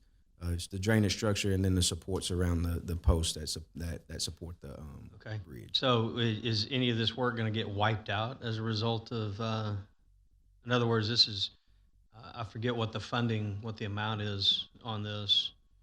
It wasn't a huge sum of money, but it goes back to, I think it was in the slide right before that. About 800,000. Yeah, about $800,000. It's not a huge sum of money, but 800,000 is 800,000. So, we're going to do this erosion repair, and then 2, 3, 4 years later, are they going to come through and wipe out everything that we just spent? We can try to coordinate that with flood control. I would tell you, just looking at the status of that bridge, that's not something that you're typically going to want to wait on. Because again, knowing what that timeline looks like for that Clear Creek Federal project, we could still be waiting before we get the bridge repaired. So the scope of that is not just necessarily that outfall. Is it not also making sure we're not getting additional scour around the bridge pilings? Yeah, I know Right, the so bridge that pilings was is the probably biggest more of a portion. concern for me than Yeah. the others. So I'm wondering is, can we do the bridge pilings, and then after they get through with theirs, maybe we come back in and look at some of the other erosion or the outfall, address the outfall. That's something we can take a look at to see if we can phase it, if we can actually allow that structure to still exist as is, and to kind of project out what that deterioration erosion looks like over time. Yeah, I certainly the bridge pilings are a concern. I mean, when you see that kind of erosion, that's a concern. And then the question would be, can we shore that up? And then because if we're, and we may see in the next 1 or 2 years that overall project's going to be delayed further. But if they continue on their path right now, they're supposed to go under construction in 28, 29, completion in 32. And so I'd hate to dig the dirt and everything that we just did gets wiped out a few years later.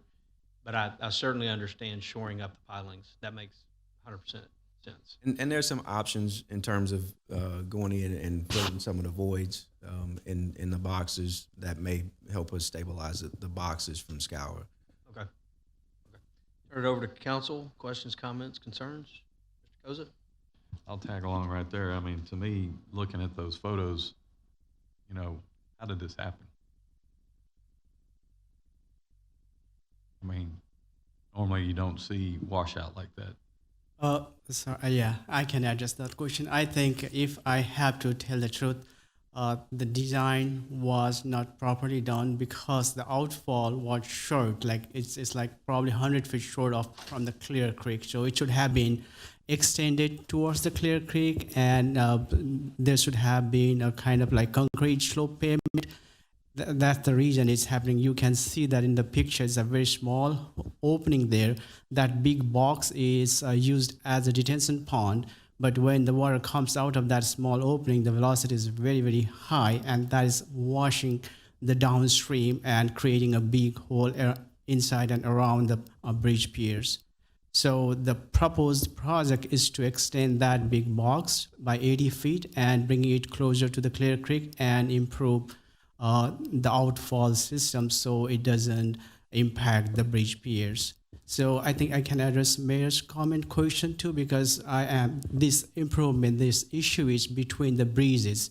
So when Harris County Falcon Logistics improves, their project limit is from Holland to Pearland Parkway. Probably they will end upstream side of this bridge and may not address this issue.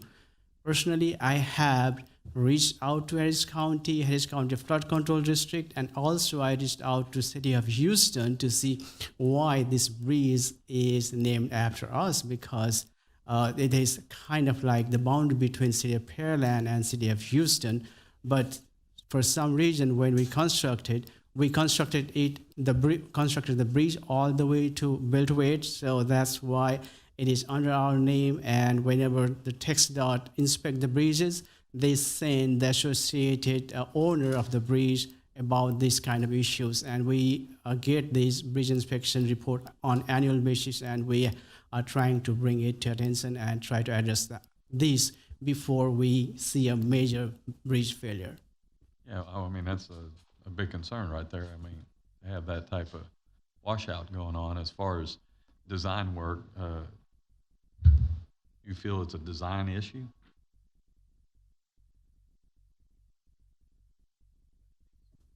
Yeah, that is my interpretation based on the site visit, based on the design, because we should not have left that outfall within that bridge pier, because that's what it's causing. I've been there several times to see what is the cause and what can we do. Okay. It's what, 20 years old, Give or take. give or take? Yeah. Okay. But I mean, you still Yeah. shouldn't be seeing washout. I mean, Oh, it's on significant. 288, they had it in the Harris County, and whoever it was doing the rework on the sidewalk got into a big lawsuit over it. So, I mean, those kind of issues are, I would agree, poor design. Do you want me to continue? Yeah. Okay. So on the Dixie Farm Hastings Friendswood Light, we're still plugging along. I know we've got one citizen that continuously emails us and reaches out to us about, I guess her concern is it's taken us a long time. So as far as timeline, are we looking at what we have here being able to complete? Yes, so that was already included as part of the schedule for the construction of this project. The issue is just acquiring the equipment, that there's some lead time, so we gave them a notice to proceed so they could start ordering the equipment, but they're supposed to be starting construction this April. Okay, all right. And can you kind of just go with through the traffic calming committee, how that works, the process, just so I currently have one citizen that's reached out in regards to traffic and speeds on a road, and I just want to have a little better understanding. Yeah, of course. So whenever we receive a traffic calming request, it goes to our experience team or through CityWorks. And we have a monthly meeting. It's usually the fourth Wednesday of every month. We all meet, the committee members, and we discuss each concern. Sometimes the concerns are really easy to address. Others do require for us to take traffic counts, traffic data, speed data, and some of those we do have quite a few of those, especially for speed cushions or speeding, and we have to set up traffic counts at least for a week just to see traffic patterns don't change. We do not take traffic counts during the summer or during the November, December months because school is out of it's out of school, and our traffic patterns change completely. So it's not really the normal conditions that we will study. Other items, for example, a lot of the items are driver behavior, the way that some of the residents experience the speeding might not truly be what's happening. So we also need to set speed feedback radars that our police department sets on those, and then we have to get the data. But it takes time to set all that equipment.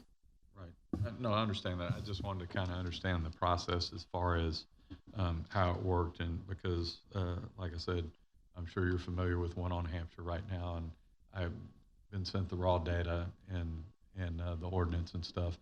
So, I was just curious to kind of understand how it works. Will there be a final report that we get from that? I believe that Hampshire was addressed, like with the counts. Did we finish that? That report was a completed report? Yes. Okay. Well, so Trent, if you wouldn't mind sending that to me, because all I got was raw data. Okay. From that, so I'd appreciate that. Then also in Sherwood itself, I know we had some issues with the contractor dumping dirt all down Hampshire. Have we gotten that under control as far as how we need to operate in the area? Yes, we have addressed that issues with the contractor, and right when we got the comments from you guys, we talked to them, and when we went over there to verify, they had already cleaned, but we made sure that we talked to them to ensure that this does not continue to happen. Okay, I haven't had any more complaints. I just wanted to make sure that we were good. Thank you. Yeah, we're taking care of it. And then one thing on streets that we had worked on, and then we had to have reworked at Taylor and Sleepy Hollow. I know it's not in here, but within, I don't know, within a month, no more than a month and a half, the roads were falling apart, and they're already starting again. So I don't know what the correct fix is for that, but I can tell you I drive through that area, and it's already started again. It's bad. So, and the parts that haven't been addressed are even worse. So at any rate, I don't know what the fix is. We had the gentleman start off at the beginning today. Trent, where do we stand on our Knapp Road project, or where we might be able to test something like that? So I think Lorenzo and his team had some conversations with Harris County once we knew that Harris County was actually moving forward with some pilot programs. And I think we've got a couple of questions we're waiting for the engineer to respond to. And then I think we're close at that point, but I'll let Lorenzo maybe let you know what we heard from Harris County and what they are actually doing, and then what the plan is. Yes, so Harris County is kind of piloting the program, I think, as they mentioned, in 6 different locations. They had taken a different approach because they actually have an in-house crew and have the resources to be able to do these as maintenance projects. So they are utilizing this as in test locations, and their in-house team is actually installing these things. In our instance, we are typically going to allow a contractor to come in and do the work. Where we've asked for some clarification from the mechanical concrete team is on the engineering side, and feedback that we get back from Harris County is consistent with some of our concerns. Is, hey, there's not a lot of engineering that supports it. There's a lot of technical papers that's there from academia, but not a true signed and sealed engineering drawing or report or anything that truly shows how this is expected to perform. And so Harris County's taking a chance on saying, hey, we have these 6 locations. They are willing to take those chances to see how it performs, but they are still expected, at least from what they communicated back to me, was they are still expecting to get some long-term solution that is supported with engineering data. But they are taking the chance right now on at least seeing how it's going to perform. And so that's where some of our questions are. That's where a lot of our questions are, is where's the data that supports it? I think we can stand behind the concept, but it's a risk with putting something out in the public area that doesn't have the engineering data to support it. And again, the county's taking a different approach because they're doing it using in-house resources, whereas we are going to use contracted services to be able to do that. Okay, this process started 2 years ago, and my understanding, we had an MOU as to what each party was going to do. Is that correct? Correct. And I don't understand a test pilot project. If we're going to try and proof it out, you just said that Harris County is doing the same thing. They're not going and laying miles of road. They're putting it down as a test. When we had 2 years ago, we had 4 members up here give consensus that we would like to see this tested. And 2 years later, we sit here and nothing's moved. We keep hearing the same questions from staff, but we don't hear anything. I don't know what my fellow council members up here, it's a different group, but 2 years ago, you had 4 people speak up. And I'll let everybody else attest to it. But to me, 150 feet is not that big of a deal. So I get that piece of it. The biggest challenge right now is, again, having the person that's asking for the product to be installed, to get that person to actually provide the data that allows us to have a certain level of comfort to put the product in place. I honestly don't think we're far off, but we need the documentation that supports it. Having the county using it as a test case, which is what we had asked for before. We said, hey, are there any other organizations, any other entities in the area that are using the product? If so, let us know. So what data does Harris County have? What was that? What data does Harris County have to install it? Harris County is just using it as a test case, right? So they are taking that chance. That's what a pilot program is as well, a test case. So we're not asking to lay miles of road. I think we wanted, as part of the test case, also to have something that we, if successful, we can move forward with. And so that's just some of the background or some of the engineering questions that have been asked. But we're close. I think we just. Well, I'll ask my fellow council members what their input is. And even what is this packet that we have? Have y'all seen this? This was just sitting here when we got here, but it's a letter from a State of Texas professional engineer laying out 3 different scenarios with traffic loading data, cross sections for road exhibits. Have y'all? Right. I Yes, understand sir. sometimes So, we get stuff that you don't. I'm just no, wondering. I have that one. That's the one by CDS Muri, is what it looks like. Yep. So there's some questions on there, especially for, so one of the questions that sent back was just above on, I think this is the first page, the section just above the results portion of that packet. It says the structural number for that layer was calculated using a couple of things, right? And so we asked, the question that I sent back was, has that been supported by a geotechnical engineer, right? We have somebody that does sign and seal this thing, but not necessarily, we don't necessarily have the data that comes back from the geotech engineer that supports it.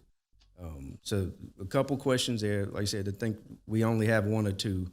And one of the statements that were made at the bottom of the letter, which is one of my questions, in the conclusion and recommendation, it says the performance of MC is still being evaluated as there are still a few long-term installations to complete, right?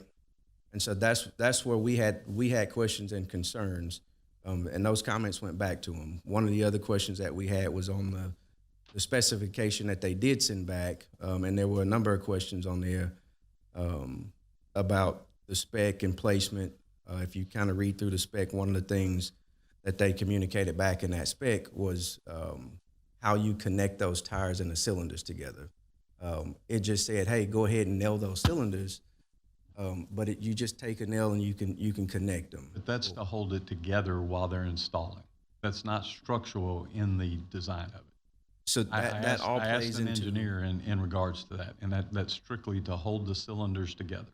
So that all plays into how you install these things, right? So typically your specification is going to communicate all of that, so that when you hand that project over to a contractor, that contractor knows, how the product goes in.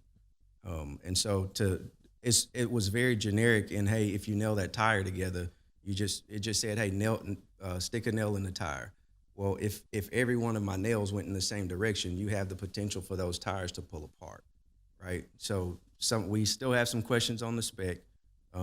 And I hear y'all, I understand you guys want to see it in place. That's why I think we're getting closer to being able to get to a 150-foot test case, as long as they can continue to answer the questions. One of the things in the MOU was that they had to provide the documentation and supporting documentation that we could buy off on and say, hey, yes, let's go ahead and approve it to be installed.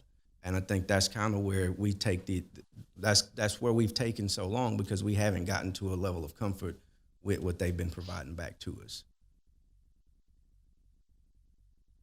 I guess the question for me is the level of comfort we're trying to get to on a test case a little overboard to a certain degree. And I know in my world, whenever I have a stamped engineer letter, it doesn't usually come with all of the backup data behind it. It's on that engineer to say, I've looked at the data and I'm saying this is a good route. Now, correct me if I'm wrong, if that's different in civil world. But if we're just testing a section of roadway, are we being a little overkill?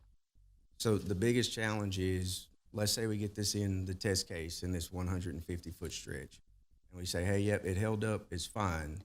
Now let's go put it in another long-term stretch.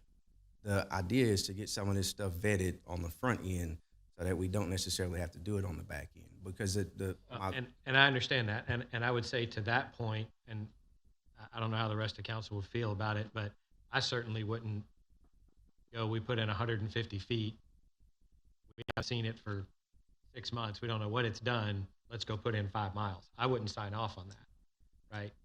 Because we're testing it. So we need to see what it does, and I would think that in that window of time, while it's being run over by 18-wheelers hauling pipe and everything else, that we've got that window of time to maybe get some of that data also, and maybe let the contractor know, the mechanical concrete contractor know, you're not going to get a large project from the city without it, but we can at least test it in a small environment. And so to that point, right, that's where we have been in the conversations with them, is that, hey, this is still a small project, right? Please don't take this as if this thing passes, that it continues to grow into something larger without having the engineering data to support it. And that's been the challenge, right, is where we sit and we talk to them. They say, hey, yes, let us just get the product down, and without any engineering data, minimal engineering data to support it. And then once we get that product down, we continue to extend and extend and extend it further without having the engineering data to support it. That's my biggest concern. That's my biggest fear, is that we see it, it goes in place, and then we say, hey, the 150 foot looked fine, let's go ahead and do it for a half a mile, right? There's still a responsibility on my part as a professional engineer to protect the public health and safety, and I'm gonna stand behind that, right? And so no problem with doing 150 feet. I just don't want us to get to a point to where we are farther out ahead than what the engineering data supports. And I don't disagree with that. Our MOU is only for the 150 feet, correct? Correct, yes. So, I mean, I would think we could get that test done, because we don't have an MOU with them to go do more, right? And anything that we would do, if it was a large road repair that they would do, would have to come before council to sign off on anyway. And I don't think you guys would provide a staff recommendation to even do the contract if we don't have the data behind it, right? So I understand, and I do appreciate the wanting to make sure that we cross all the T's and dot all the I's. It seems like we're trying to get a little further down. So real quick, what, can't we ask them to provide an as-built as they're doing this 150 feet? Now we know what's in the ground, and we don't have to open it up to see. Right, and so that was one of the things. Yeah, to your point, it needs to be structurally fine, and those tires need to stay in place. And I get your point, but I would think we would have a ton of eyes on this project as it's being built. Out there, cameras, camera work, the whole thing. to me, an as-built would give us that data on the back end anyway. I mean, I certainly would be in favor of moving forward and understanding there's some risk involved, but it's 150 feet. Worst case scenario, we pull 150 feet out and redo it and move on. So I hear y'all, I hear the direction, right? And so we can get behind 150 feet. We have an MOU there. It's small enough to be able to say, hey, let's test it out, let's try it out. What I really want to emphasize is that we don't get so far down the road and put the product in place and we don't have the engineering data to support it. Understood. I agree. Sorry. Yeah, I mean, the frustration is we've been waiting 2 years for this. I'd say if you have any professional engineering issues, throw them down on the next agenda, lay them at our feet, we'll take the risk, but let's go. I mean, we could have been driving on this for 18 months already and actually seen that it's either going to work or not. It just feels like it's a...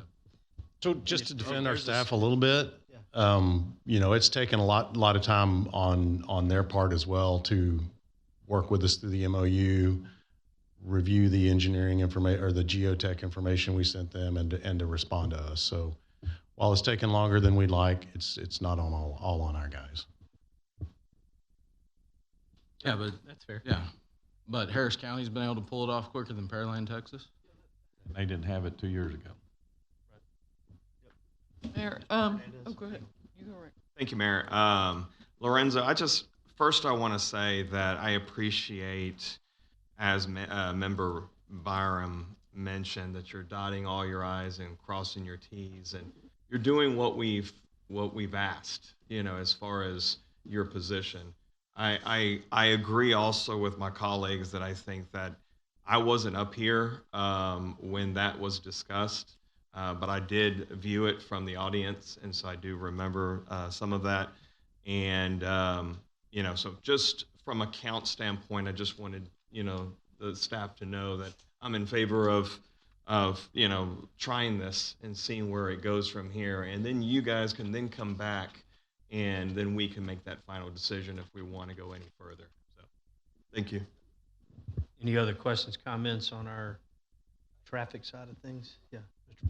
Okay, I do have one question, and this is for Fabiola or her team pertaining to the traffic signal detention system, and maybe it's just trying to understand it a little bit more. If we can go to page 61, which is the Pearland Parkway Broadway intersection, specifically on the south side of on Pearland Parkway, south side of 518.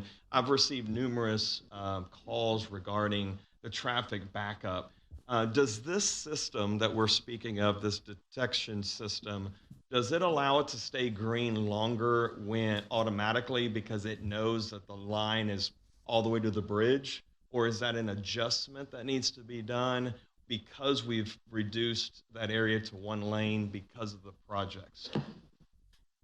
The new traffic detection system that we have or that we're putting in place is not in place at that intersection. Once the construction of the new signal is, it will have that. So what we can do is assess the intersection and then try to go ahead and give some alleviation during construction. We just have to look at it as a whole because Broadway has progression, is coordinated, so we need to reassess all other intersections around that area. Yeah, if y'all could take a look at that, that part, morning time, afternoon part time, it's backed up past the bridge. So if y'all could take a look at just how it cycles, maybe it just needs to be adjusted during the construction phase. The moment it opens back up, I think it will be okay. If you use the example on the north side, driving southbound, because there's more lanes there, it's a lot smoother. But it's on this side that traffic signal, I believe, I've sat there and watched it because I've received several calls. I parked and I watched it, and it cycles pretty quickly, and it's not allowing too many vehicles to go through. So if y'all can take a look at that and maybe send me something, just to let me know kind of what the outcome was. Well, Mariela, I will take a look at it. I'm taking notes. I'm sorry. Thank you. Thank you so much. Ms. Cade? Thank you, Mayor. Also, you mentioned Sleepy Hollow and Taylor, I think. Also, right around there, Washington, Irving, and McGinnis are both really bad. And Washington Irving got fixed and immediately went wrong. Or that same contract. So, AveCon. and I the traffic calming reports or traffic calming studies y'all done, where can we access those?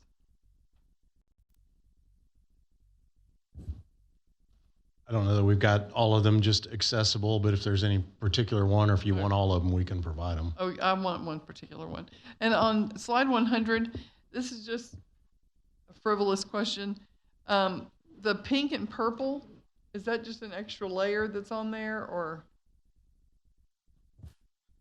No, ma'am. So those colors represent parks or schools or medical facilities. So or on the left, you see red, yellow, green for high, medium, and low priorities. Yes. But those areas that's pink and green, those encompass a park or a school. Thank you. Okay. I appreciate it. I appreciate that. Yep. Thank you, Mayor. Raj, and I guess Lawrence, what's the recourse on that design on Pearland Parkway? For the bridge, yeah. The bridge part, yeah, in the proposed plan, the box will be extended 80 feet towards the creek. No, I'm sorry, Raj. In essence of time, I'm going to stop you. I want to know what's the legal action against the engineering who designed it? Do we have any? From a 20-year-old project, 25-year-old, I'd have to go back and look and see, but I don't believe it's going to be in our favor. Okay, can you at least give us the engineering who designed that? I'm just curious, who designed that project? We don't have that information? It was I don't know the engineering firm that Beazer used, but Beazer as a part of, they built the first sections of Pearland Parkway. I can't remember if they built the bridge. I'm pretty sure they built the section back to get to Highland Glen. So they built X lanes, and then we reimbursed them later when we built more. So it was. If you have it, I'm just curious to know. It was done in the 2000, Yeah. 2001 time. Okay. I guess, is street lights not required? Because I know on Smith Ranch Road, you guys did the expansion, and I didn't see any street lights on there. Is that not part of our scope? Let me check on that, because I believe there was some street lighting on that project.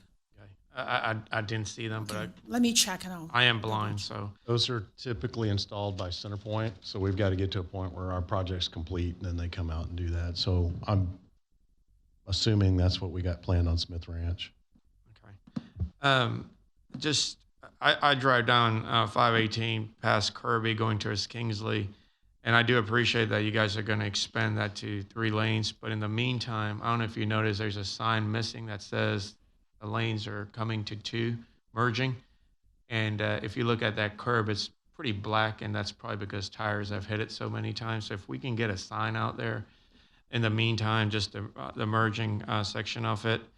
And then, look, I think I won't reiterate what my members on this council already said. I'm all for a test case, and I get, Lorenzo, what you're saying, and I hear you. You know, if you need the council to sign off on it, I'll pass it over here to remind them in the future. But I think the test case is worth at least trying. So thank you so much. Any other questions, comments? Since we're putting it in, y'all see real quick, Euler Drive at 35 heading east. I'm not sure what the normal time for that to cycle through, but this weekend it seemed 6 to 8 seconds max on green, and traffic continued to back up because there was more traffic than what that was allowing.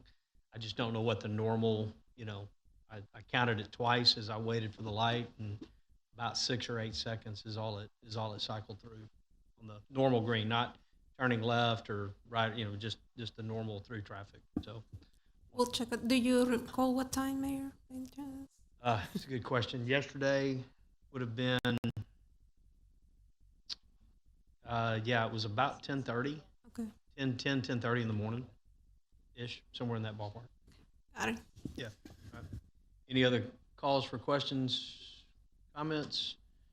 Trent, any follow-up? No, I just want to thank the team for the presentation tonight and all the good work. As you can see, there's a lot going on, and they're really keeping things on track for us. Yep. Thank you. All good stuff. So with that, we'll move to adjournment at 6:05.